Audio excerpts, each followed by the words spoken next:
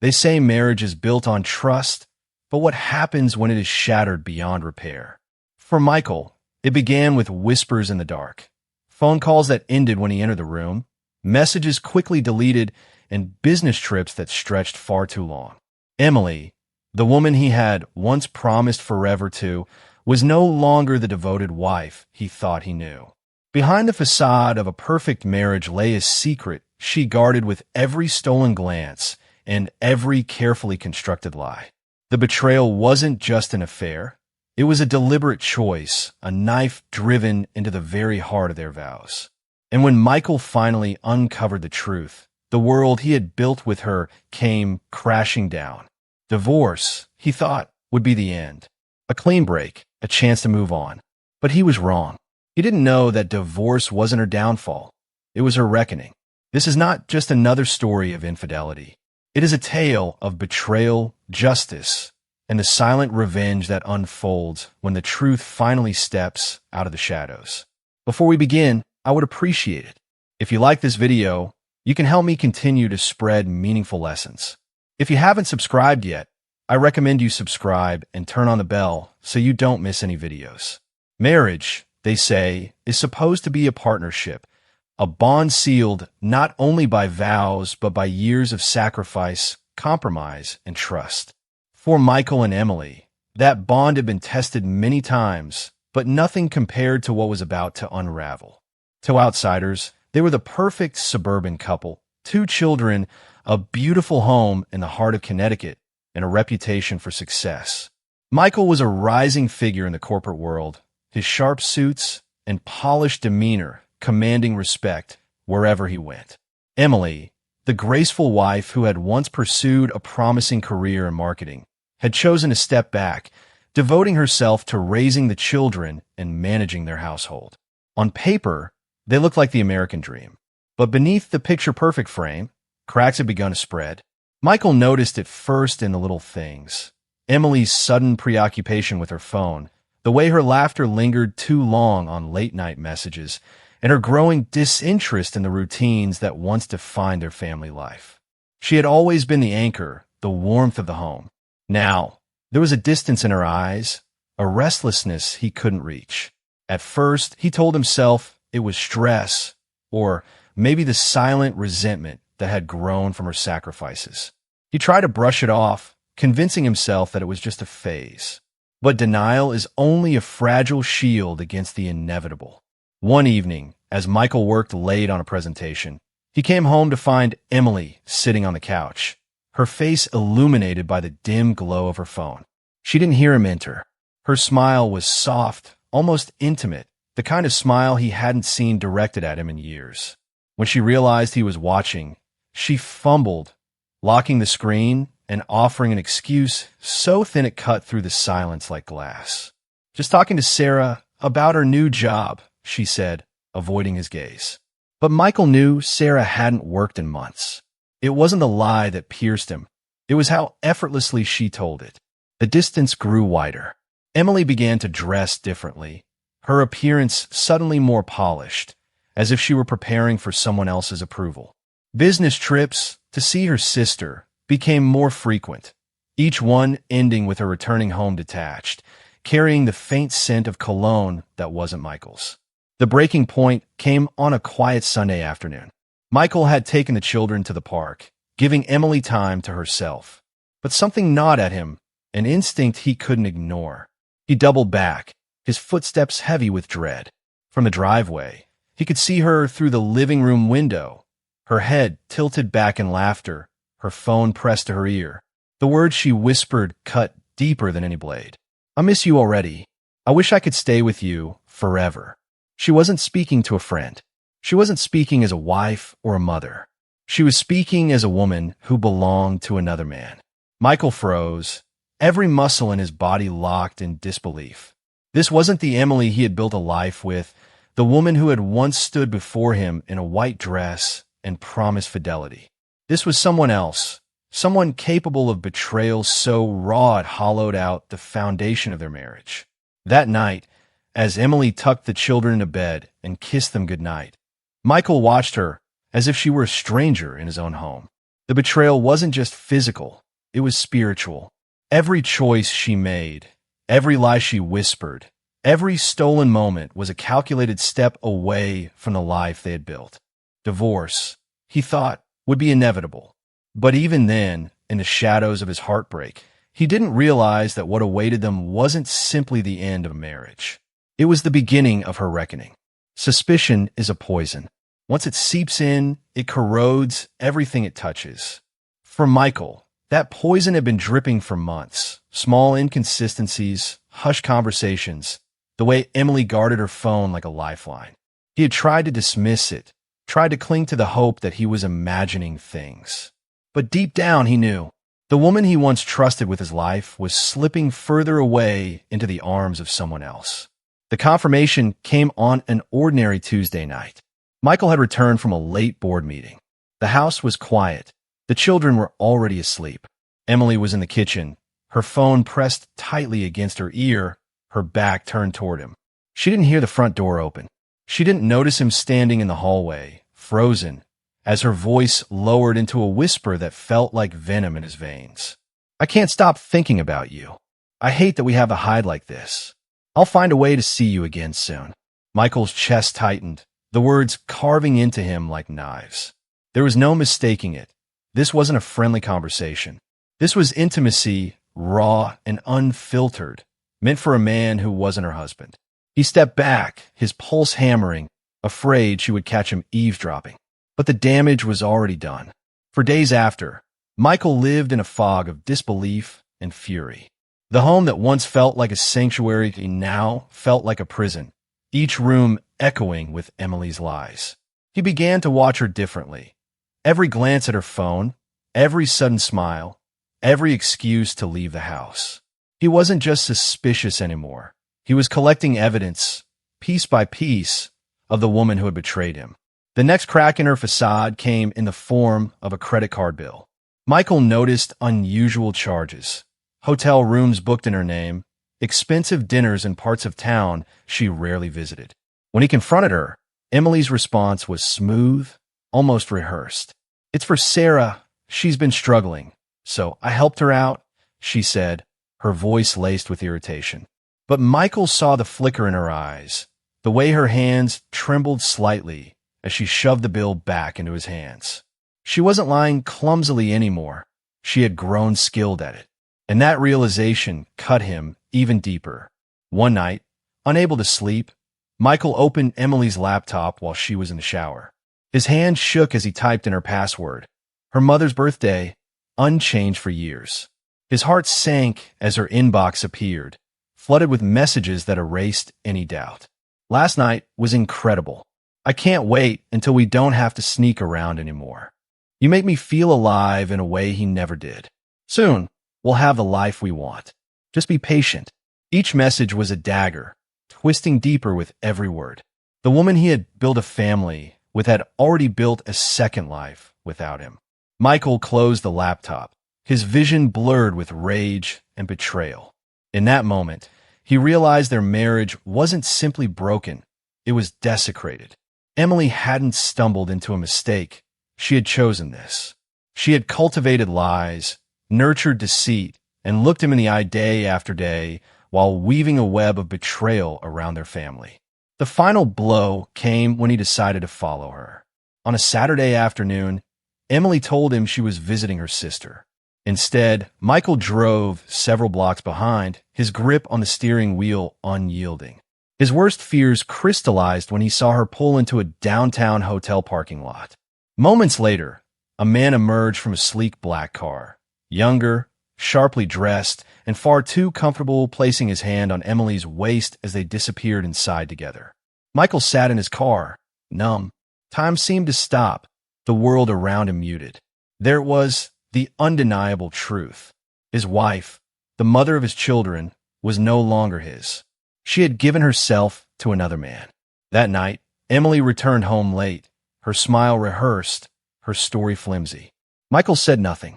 He simply watched, memorizing every movement, every false word. For the first time, he wasn't blinded by love or denial. He saw her for who she truly was, a woman who had betrayed not only him, but the very foundation of the life they had built.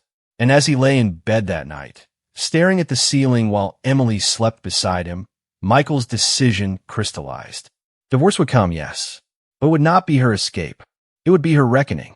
The courthouse was cold, sterile, its marble floors echoing with the footsteps of strangers carrying their tragedies. But for Michael, this wasn't just another day in family court. It was the culmination of every lie, every betrayal, every moment Emily had torn their marriage apart. Divorce was supposed to close a chapter, but for him, it was about exposing the truth. Emily walked in with her attorney, her chin held high, dressed immaculately in a navy blue suit. She looked every bit the picture of dignity, the wronged wife who had sacrificed her career for her family. To the untrained eye, she seemed calm, collected, almost untouchable. But Michael saw through her performance. He had lived with that mask for years. Michael sat at the opposite table, his attorney by his side. He didn't need theatrics. He had facts, evidence, and the unshakable weight of betrayal on his side. Still, he felt the tension coil in his chest as the bailiff called the court to order. Case number 44817. Michael Turner versus Emily Turner, the clerk announced. The judge, a stern woman with silver hair and sharp glasses, looked down from the bench. Let's proceed. Emily's attorney was the first to speak, painting her as a woman wronged by neglect. Your Honor, he began smoothly. My client gave up her career to support her husband's ambitions. She raised their children, maintained their home, and in return, she was left emotionally abandoned. This divorce is not just about ending a marriage. It is about ensuring fairness for a woman who gave everything and received nothing. Michael clenched his jaw. The narrative was as twisted as it was predictable. Emily sat beside her lawyer, her eyes downcast, the embodiment of false humility. Then came his attorney's turn. Rising from his seat, he spoke with a calm authority that filled the room. Your Honor, my client respects this court, but we cannot allow fiction to disguise the truth. This is not a story of sacrifice met with neglect. This is a story of betrayal, of infidelity that shattered the foundation of this marriage. The courtroom stirred, whispers rippling through the benches.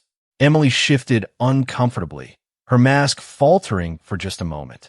Michael's attorney began to lay out the evidence. The hotel receipts, the suspicious credit card charges, the phone records showing dozens of calls made late at night.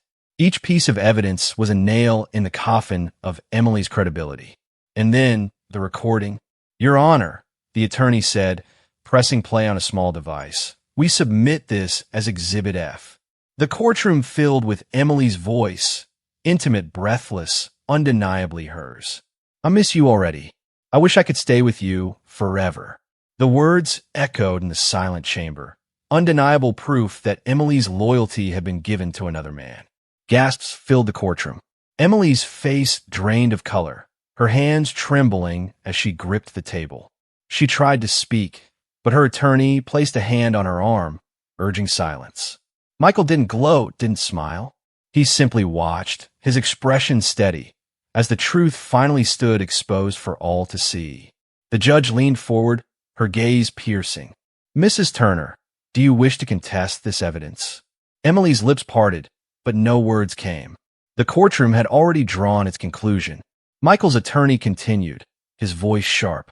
Your Honor, not only has Mrs. Turner violated the sacred vows of marriage, but she also attempted to deceive this court by portraying herself as the victim. We ask that the division of assets reflect this reality and that custody arrangements be decided in the best interest of the children who deserve stability, honesty, and a home free from deceit. Emily's attorney sputtered, trying to salvage her image, but the damage was irreversible. Every lie she had told, every facade she had maintained, had been stripped away in a matter of minutes. Michael sat back, his heart pounding, not from triumph, but from vindication. He hadn't come to destroy her. He had come to reveal her.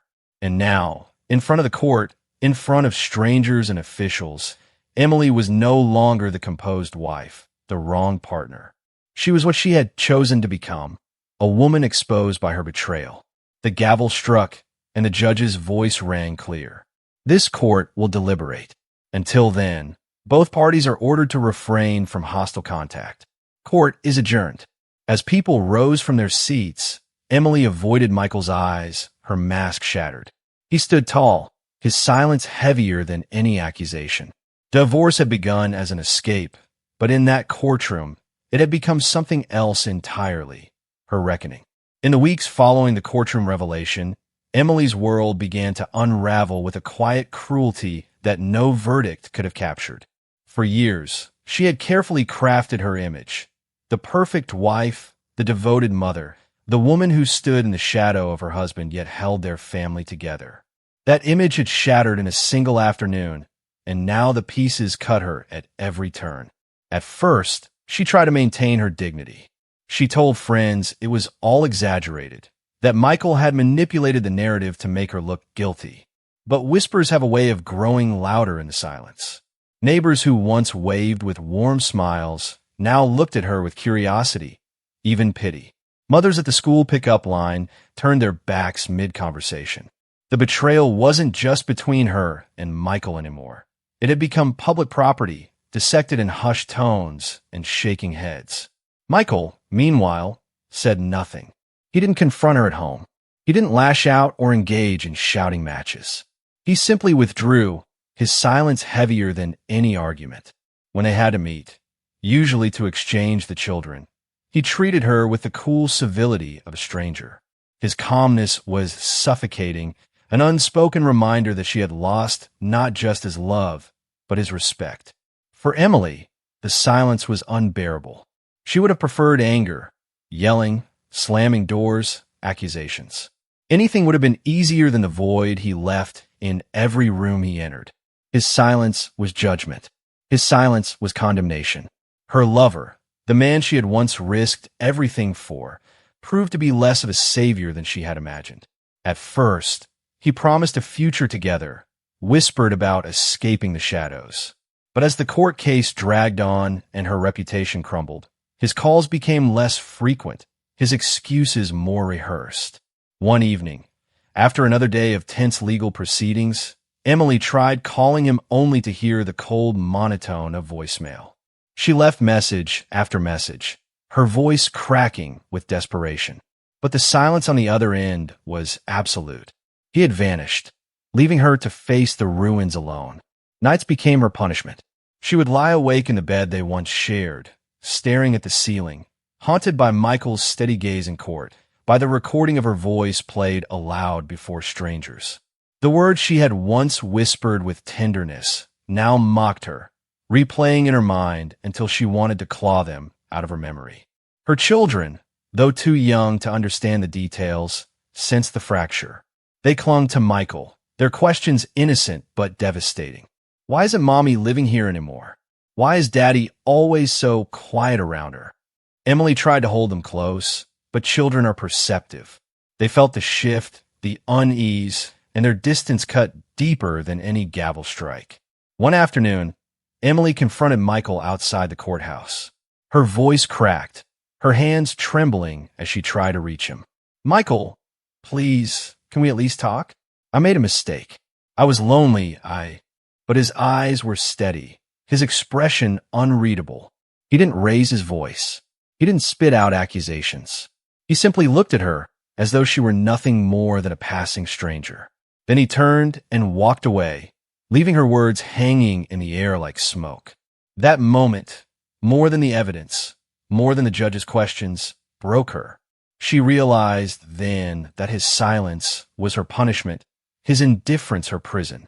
The reckoning she faced wasn't delivered by the court. It was delivered by life itself. She lost not in one sweeping blow, but in 1,000 small humiliations. The withdrawal of her lover, the judgment of her community, the distance of her children, and the quiet dismissal of the man she had betrayed. Michael never once had to raise his voice. He never sought revenge in loud, violent ways. Instead, he let the truth and her actions speak louder than he ever could. His silence became her mirror, forcing her to confront the reality of who she had become. And in that silence, Emily found no escape, no justification, no relief. Divorce had not freed her. It had revealed her. And in the quiet aftermath, she finally understood the weight of her betrayal. This was not just the end of a marriage. This was her reckoning. The final gavel strike echoed in Michael's chest like the closing of a heavy door. The divorce was finalized. Custody arrangements granted him primary guardianship of the children. Assets were divided in his favor, and though Michael hadn't entered this battle for money, the outcome reflected what mattered most. The truth had prevailed. As he stepped out of the courthouse, the cool autumn air washed over him. For the first time in months, he felt as though he could breathe again. No more hiding, no more pretending, no more lies whispered in the dark. His freedom wasn't just the legal dissolution of marriage. It was the liberation from years of betrayal he hadn't even realized he was living under. Emily, however, emerged into a different world. The courtroom's verdict had been more than a legal ruling. It was a public declaration of her downfall. She walked past the same reporters who once praised Michael's business achievements and her role as the perfect wife. Now, their cameras captured her hollow stare, the broken composure of a woman whose secrets had been dragged into the light. Her so-called lover had long since disappeared. When the scandal became too inconvenient, he distanced himself with practiced ease. The man she had risked everything for left her with nothing but unanswered calls and the bitter taste of regret. He hadn't stood by her in court, hadn't defended her name.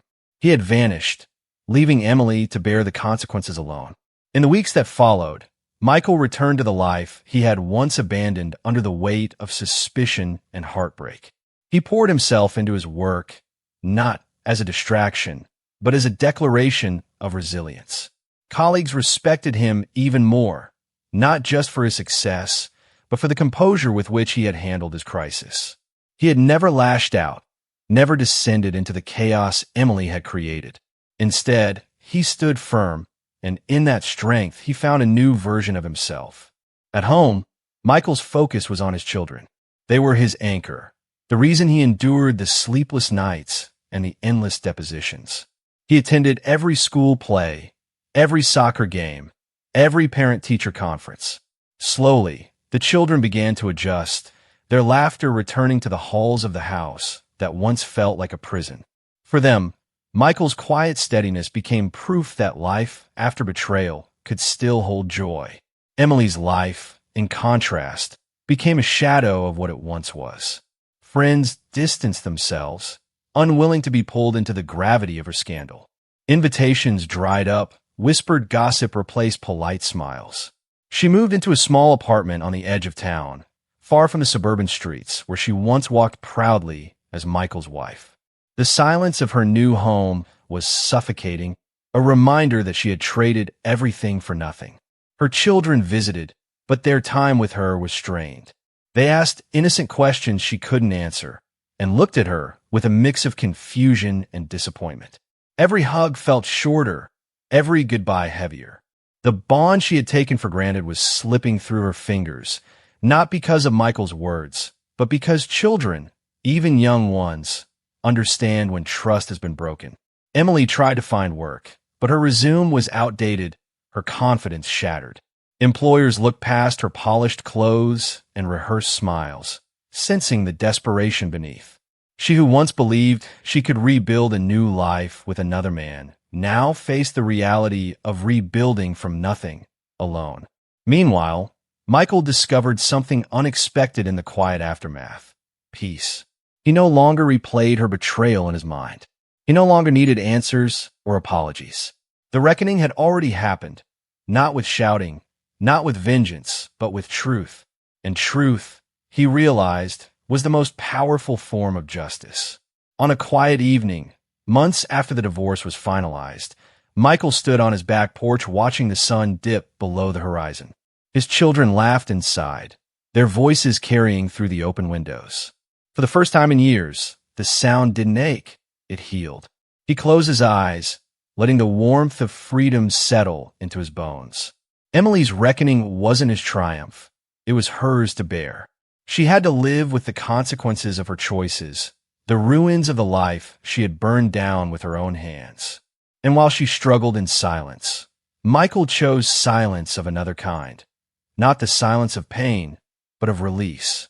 Divorce was supposed to be the end, but for Michael, it became a new beginning. For Emily, it became the mirror she could not escape, the truth she could not outrun. And in that truth lay the ultimate justice, freedom for the betrayed and reckoning for the betrayer. And so, the story comes to an end, but not the kind of end anyone expected. Divorce was supposed to be the final chapter, a clean break, a silent closing of the book. Instead, it became something far greater, her reckoning. Michael walked away not as a man broken, but as a man reborn, stronger, freer, and wiser than before. Emily, on the other hand, was left to carry the weight of her choices, the haunting silence of the very life she destroyed with her own hands. This is the truth of betrayal. It never goes unpunished, even if the punishment is simply living with the consequences. But here's where I turn the question to you. What have you learned from this story? Was it the reminder that silence can be the sharpest form of justice? That betrayal has a way of destroying not just trust, but an entire future? Or maybe that freedom often comes not when you fight loudly, but when you walk away with quiet strength. Take a moment and share your thoughts below. Tell us one lesson you've learned today that you'll carry into your own life. And if you enjoyed this story, please don't forget to leave a comment, hit the like button, share this video, and subscribe to our YouTube channel for more stories like this.